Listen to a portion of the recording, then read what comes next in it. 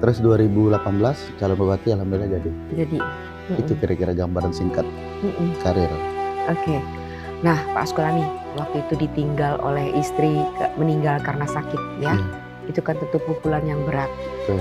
Banyak sekali. Itu ujian yang paling berat. Ujian paling berat. Kalau ujian kelaparan, ujian kemiskinan, ujian kesusahan barangkali tidak ada artinya bagi saya. Tapi ketika ditinggal istri itu ujian yang paling berat bagi saya. Kenapa? Karena anak masih kecil-kecil.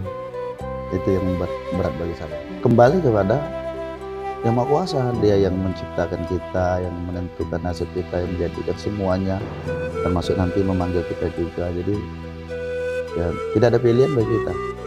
Jadi semasa kita masih sehat, masih diberikan umur yang panjang, ini saat kita untuk berbuat kebajikan. Karena kebaikan inilah sesungguhnya, sejujurnya kita sampaikan yang akan membuat kita bahagia, dari teman, dari saudara.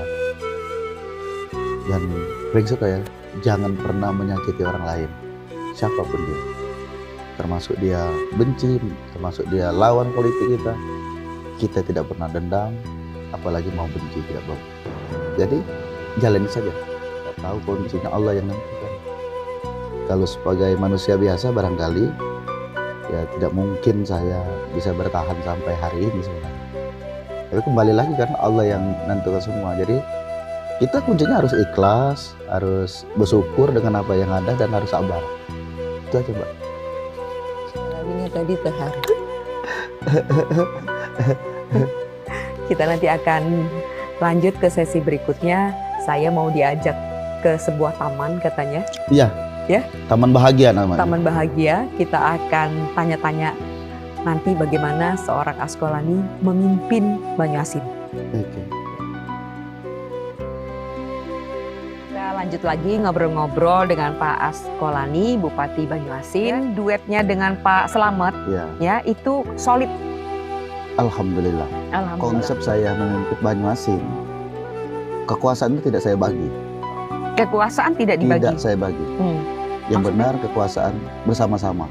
Kekuasaan bersama-sama. Menjalankan kekuasaan bersama-sama. Bisa ada persaingan dong antara Bupati dan Wabub? Tidak.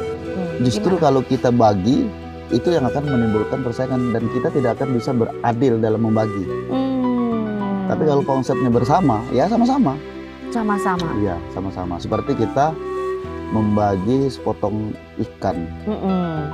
Kita tetak dua walaupun ukur sama. Tapi kan tidak adil.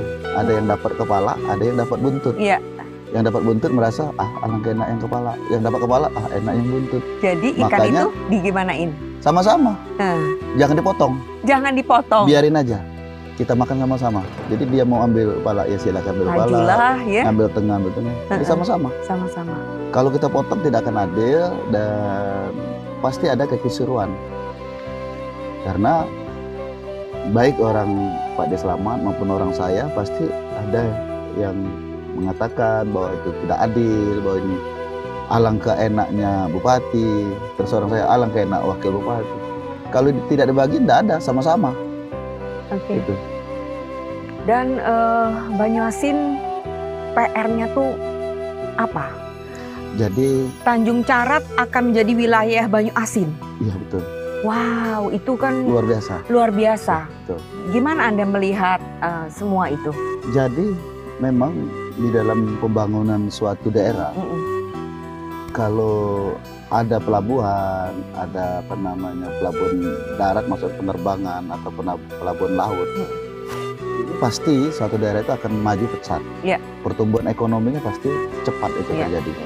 Nah, ini alhamdulillah kita dapat ya respon lah yang positif dari Pak Gubernur dan terutama paling penting Pak Presiden langsung yang melalui Pak Menteri Perhubungan. Kita